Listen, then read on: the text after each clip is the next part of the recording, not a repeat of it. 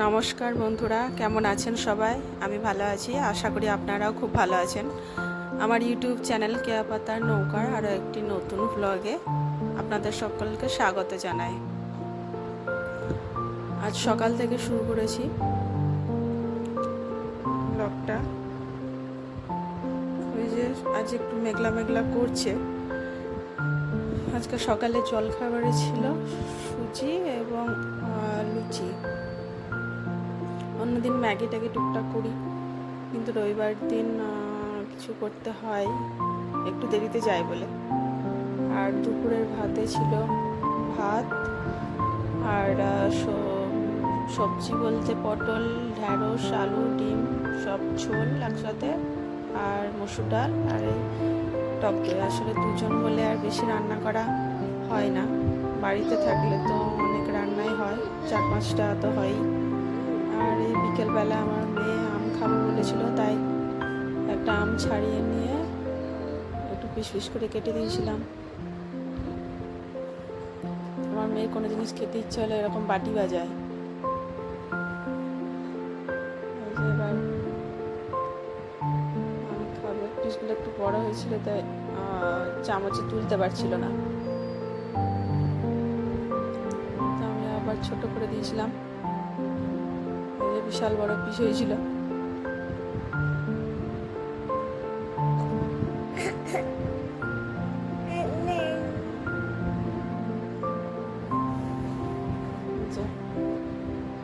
আজকে প্রচণ্ড গরম, বিশাল গরম পড়েছে, তাই ভাবছি বিকালে একটু বেড়াতে যাব, ঘুরতে যাব কাছেই।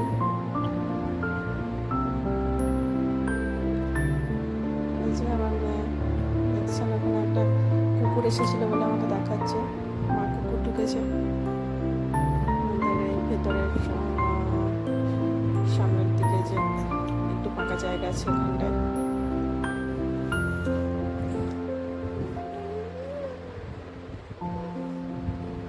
দেখুন খেতে পারছে না, বড় বড় পিস ছিল বলে ছোট ছোট করে আবার কেটে দিলাম।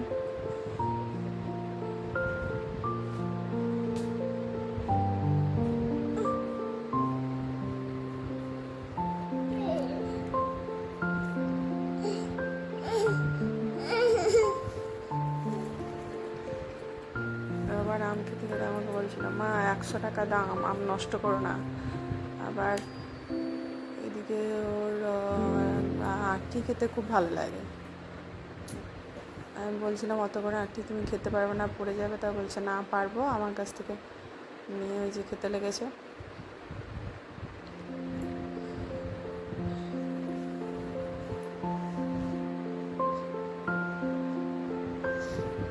খাচ্ছে দেখছেন।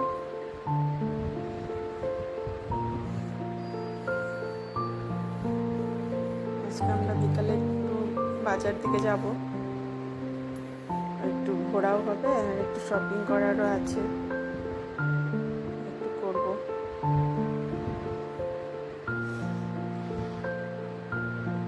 আর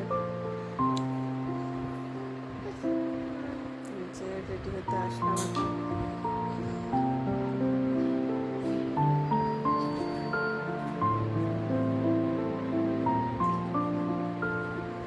বাইরে বেরিয়ে দেখছিলাম কতটা রোদ আছে বা কি। এই যে আমরা রেডি হয়ে বেরিয়ে এলাম, আমার মেয়ে আবার দেখছে ভালো করে তারা দেওয়া হয়েছে।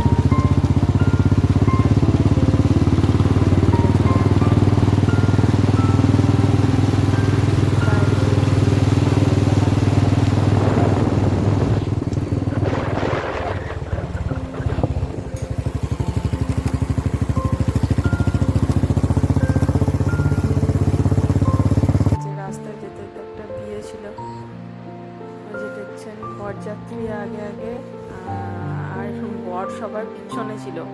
আমাদের তো বরের গাড়ি সবার আগে যায়, বরযাত্রী পিছনে যায়। আর দেখবেন এই যে দেখুন বরের গাড়ি সবার পিছনে আর বরযাত্রী সামনে নাচছে। প্রচুর জোরে জোরে গান বাজছিল। ওই যে পিছনে দেখছেন হোটেলটা ঢুকেছিল, খুব সাজিয়েছিল বরযাত্রীরা। এই যে বর, আমি শুধু বর নিয়ে দেখছিলাম, সবার পিছনে বেচারি একা।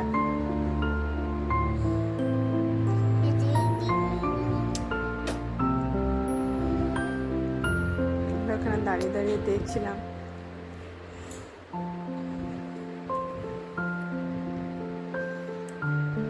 প্রচন্ড জোরে জোরে গান বাজছিল। আর এই যে বিজন মহল, এই হোটেলটায় ঢুকেছিলাম। তারপর আমরা চলে এলাম ইন্ডিয়ান কফি হাউসে একটু কফি খেতে, কোল্ড কফি। এখানে দু তিনটে মনে হয় ইন্ডিয়ান কফি হাউস আছে। আমরা তো দুটোতে ঢুকেছি, আর একটা ঢোকা হয়নি। এই যে আমার বর আর মেয়ে ঢুকে গেল। আর এই যে হোটেলের ভিতরটা, এটা একটু ছোট।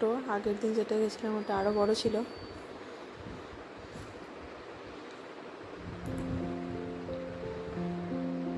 বেশ ভালোই সাজানো মোটামুটি। এই যে আমাদের কোল্ড কফি চলে এসেছে। আর আমার বর দেখছিল আরও কি টুকটাক খাওয়া যায়। আমার মেয়ে দেখছেন তো কেমন আনন্দে নাচছে। আর এই যে আমাদের ডোসা অর্ডার করেছিল একটা দাদাটা, ডোসা দিয়ে চলে গেল। আমার মেয়েকে ওদিকে হাতে নিয়ে গেল। আর এই যে তারপর আমরা কফি হাউস থেকে বেরিয়ে ডিমার্টে চলে এসেছিলাম।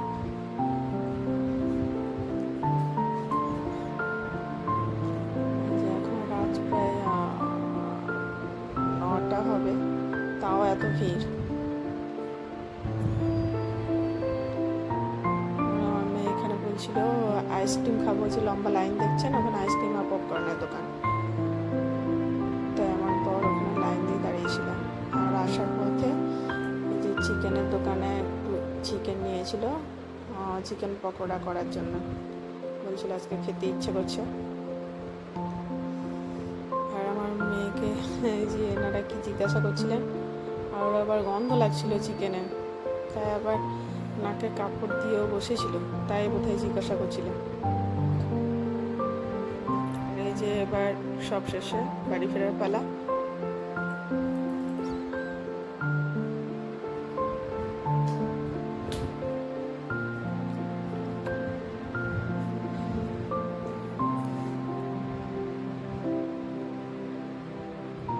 যে ডিমার্ট থেকে আমি 3টে কুর্তি কিনেছিলাম। কুর্তি ঠিক নয়, চুড়িদারি, প্যান্ট অন্য সবই আছে।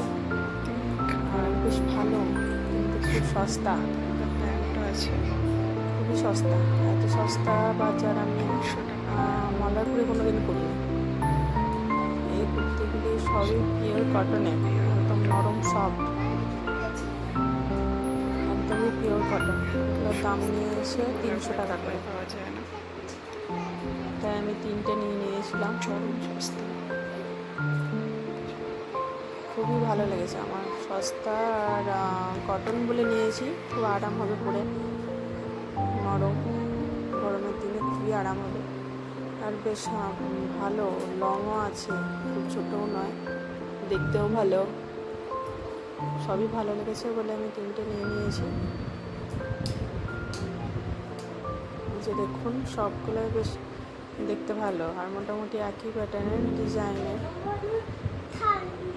একই ধরনের ডিজাইন।